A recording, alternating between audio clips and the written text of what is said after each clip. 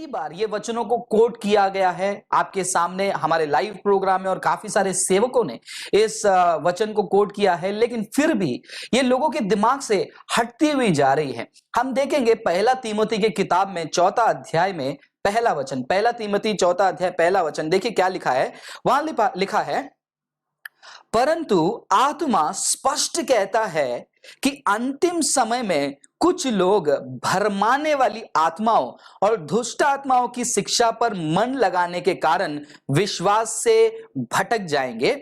ऐसा उन झूठे लोगों के पाखंड के कारण होगा जिनका विवेक मानो जलते लोहे में दागा गया हो। तो ये लगातार अगर आप पढ़ते जाएंगे, यहां पर हमें पता चल रहा है कि अंतिम समय में आत्मा सफाई से कहता है कि लोग अपने छोड़कर वो दूर हो जाएंगे और सत्य मार्ग से हट जाएंगे। और एक और वचन मैं आपको पढ़ के सुनाना चाहूंगा जो कि आज क्रिश्चियन समुदाय में हमें देखने मिलता है।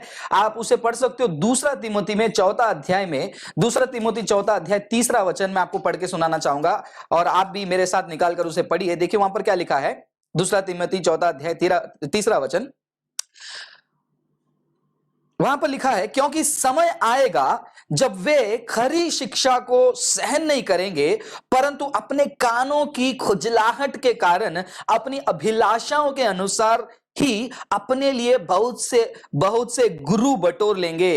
वे सत्य की ओर से अपने कानों को फेर लेंगे और कल्पित कथाओं में मन लगाएंगे। आप इस वचन को ध्यान से आगे पढ़कर देखिए, जहां पर तीमुथियुस को जो है पौल पत्र में ये लिख रहे हैं कि ऐसा समय आने वाला है जहां पर अंतिम दिनों में लोग विश्वास से भटक जाएंगे और बेकार की बातों को, भरमाने वाली शिक्षा को मानेंगे। लेकिन उससे भी दुख देने वाली बात मेरे प्रिय भाई बहन आज के जमाने में यह है कि क्रिश्चियंस जो हैं अंतिम दिनों में वैसे प्रचारकों को चुनेंगे जिनके प्रचार से इनकी कान की खुजली अच्छी हो, जिनको कान में अच्छा सा सुनने मिले। उसका एक उदाहरण जो है मैं आपको बताना चाहूंगा। ये उदाहरण को आप देखिए और आप खुद देखिए ये वीडियो में क्या प्रॉब्लम है। अगर आप इस वीडियो में प्रॉब्लम को आइडेंटिफाई नहीं कर पा रहे हो तो मैं कह रहा हूं कि आपको अभी तक क्रिश्चियनिटी का बेसिक बिल्कुल पता नहीं। तो चलिए ये वीडियो देखिए और आप मुझे बताइए क्या इस वीडियो में प्रॉब्लम है।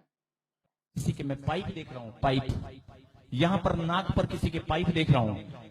आपको पता चलेगा प्रॉफेट बजिंदर सिंह और परमेश्वर एक ही है, और यहां पर वो दोनों ही खड़े हैं। मैं बोल रहा हूं किसी की नाक पर पाइप लगी है, जैसे ऑक्सीजन की पाइप या कोई नाक में फीडिंग। तो आपने इस वीडियो में देखा मेरे प्रिय भाई बहन क्या प्रॉब्लम है। ये वीडियो में क्या कोई प्रॉब्लम नहीं है। ये वीडियो में ये प्रचारक की इतनी हिम्मत हुई, वो कहता है कि परमेश्वर और उनके जो सेवक है बजिंदर सिंह वो एक है। इसे ब्लास्फेमी, आप परमेश्वर की निंदा कर रहे हो। और यही चीज मैं आपको बताने की कोशिश कर रहा हूं कि बाइबल सफाई से कह रही है कि अंतिम दिनों में लोग अपने कान को फेरेंगे किस तरफ, ऐसे खुजली दिलाने वाले प्रचारक की तरफ।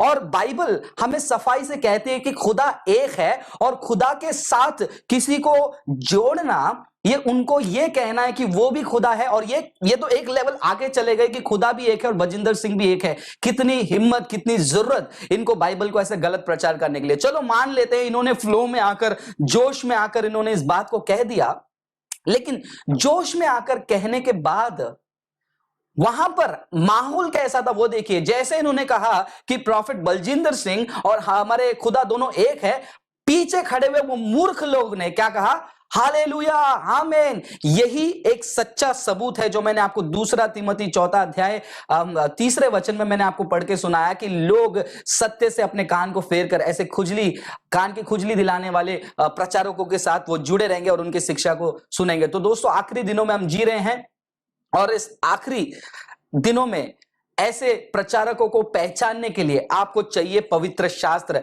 अगर पवित्र शास्त्र आपके हाथ में नहीं है, अगर आपको पवित्र शास्त्र नहीं पता है, कोई भी आकर आपको ऐसे ही भरमाएगा और आप भी ऐसी ताली बजाकर हालेलुया कहेंगे। मैं कहता हूं कि आप वार्निंग के साथ रहिए, सावधान रहिए कि आप किसको सुन रहे हो। हाल ही में बहुत बड़ा प्रोटेस्ट हुआ, बहुत बड़े दंगे हुए, फिर भी मीटिंग हुआ। देखो इतने प्रॉब्लम के बीच में भी मीटिंग हो रहा है तो प्रभु का हाथ उनके पीछे।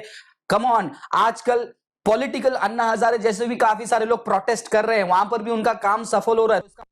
कहोगे कि वो भी प्रभु से ओर्डेन्ड है। प्रभु से क्या सेवा है, प्रभु कौन से सेवा को चलाते हैं, प्रभु कौन से सेवा से प्रिय रखते हैं, अगर ये जानना है आपको, तो ये नहीं देखना कि उनके कलीसिया में कितने सारे लोग हैं, 10,000 लोग जाते हैं तो उस कलीसिया में परमेश्वर प्रिय है। कहां से ये लॉजिक आप लेकर आते हो? अगर ऐसा देखा जाए तो पॉप सिंगर्स वगैरह आते हैं, जो भी जस्टिन बीबर वगैरह, उनके कॉन्सर्ट में तो हजारों लाखों लोग जाते हैं। तो चर्च में ज्यादा लोग जाने से, वो लोग प्रॉब्लम से गुजरने से परमेश्वर उनके साथ है या फिर परमेश्वर की मर्जी से वो सेवा हो रही है, ये जरूरी नहीं है। परमेश्वर की मर्जी से अगर वो सेवा हो रही है तो वो परमेश्वर के वचन पर अटल रहेगा। Every claim, every sermon will be anchored on the word of God. परमेश्वर के वचन के आधार पर ही हर प्रकार का संदेश वहां पर सुनाया जाएगा और वहां पर बांटा जाएगा। तो दोस्तों, मैं वापस से आपको वार्न करना चाहूंगा और आपको सावधान रहने के लिए कहना चाहूंगा कि ऐसे प्रचारकों से दूर रहिए। और ऐसे प्रचारक को जिसने ये बात कही कि उनका प्रॉफिट और खुदा एक है, मैं कहूंगा कि जाकर माफी मांगो। ऐसे गलत शिक्षाओं को लोगों को मत सिखाओ।